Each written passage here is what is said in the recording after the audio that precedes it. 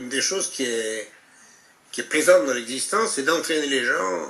Je suis arrivé en effet à des choses qui semblaient impossibles au départ, mais c'est vraiment... Il a fallu du courage, bien sûr, mais il a fallu aussi vraiment beaucoup de chance. Mais il faut bien considérer en tout cas qu'on ne peut jamais arriver à rien tout seul. Et que si l'Association des paralysés de France connaît un développement considérable, et maintenant une certaine notoriété si vous voulez, mais c'est grâce à des milliers de militants qui se sont décarcassés dans tous les coins de France.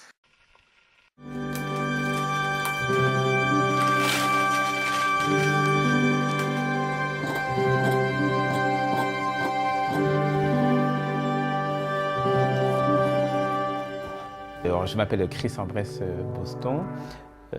J'ai créé en 2007 Mode Handicap C'est Possible et ensuite en 2010 la marque ANK Classique. Que ce soit le public valide et handicap, c'est vraiment très positif. Au contraire, les gens, moi je trouve qu'ils s'impliquent énormément.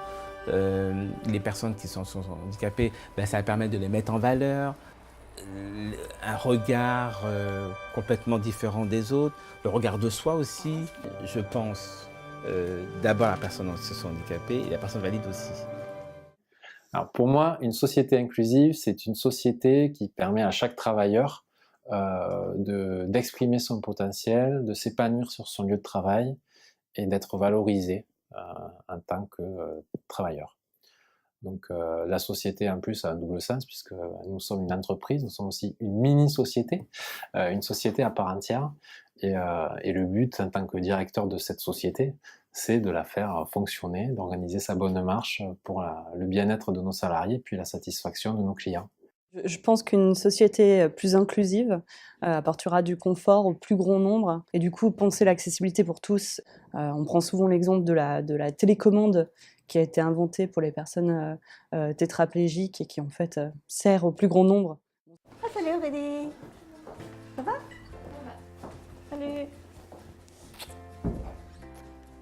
Lorsque nous avons appris qu'Aurélie développait une maladie d'origine génétique, qui allait générer un handicap conséquent, on l'a appris lorsqu'elle avait 1 an et demi environ. Ça génère effectivement une beaucoup plus forte mobilisation psychique et intellectuelle, et puis finalement physique. C'est une problématique qui amène à aller plus vers autrui, à demander plus à la société, et à s'interroger plus sur son organisation sociale. Pour moi, une société inclusive, c'est pas stigmatiser les personnes en situation de handicap. Je ne vois pas pourquoi on prendrait des gants. On est avant tout une personne humaine, avec ses défauts, ses qualités. Et on marche avec ça, avec sa situation de handicap. C'est ça une société inclusive. Quand je fais du sport, je me sens vivant et je peux m'exprimer. C'est ce que j'ai envie de faire et je le fais en pleine toute ma force, quoi. C'est-à-dire que sur le terrain, c'est la bagarre, on est des adversaires et dès que c'est en dehors du terrain, on est des amis.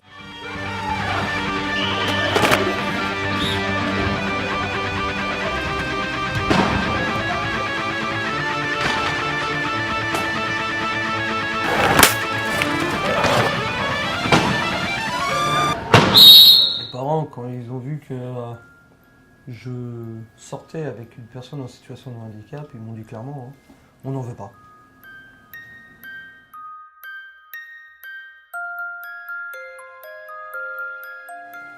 Plus moi, plus tous ceux qui le veulent, plus lui, plus elle, et tous ceux qui sont seuls. Allez, venez et entrez dans la danse. Allez, venez, laissez faire l'insouciance. À 2, à 1000, je sais qu'on est capable.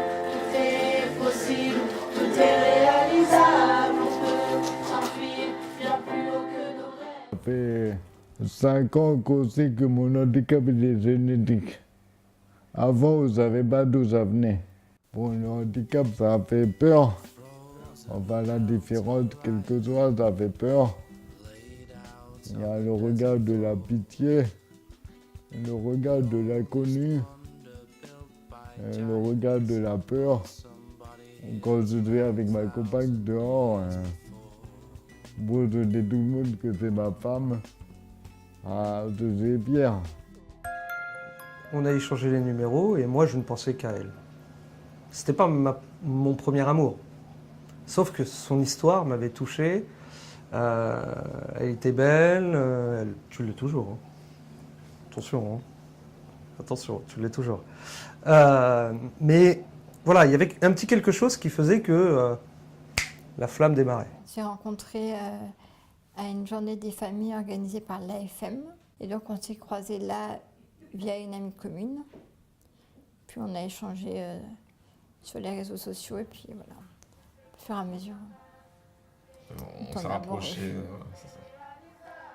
Et je trouve que c'est vraiment fondamental dans la relation à un enfant en situation de handicap que de l'amener à vivre des situations vraiment exceptionnelles. Puisque de toute façon, c'est ce qu'il vit à travers son handicap. Il vit déjà une situation exceptionnelle.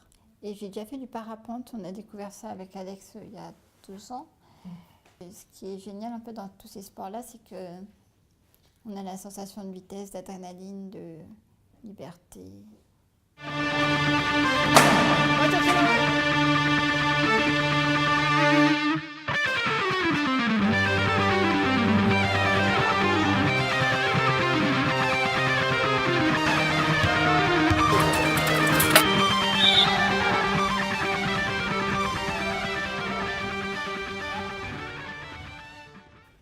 Si on me renverse en voiture, c'est pas grave, je risque de me retrouver en fauteuil.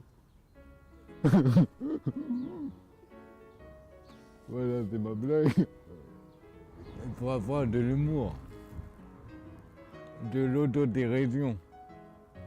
Voilà. Mais ça, c'est comme qu'on soit handicapé ou valide, on a plus ou moins d'humour. La vie vaut d'être vécue sans amour.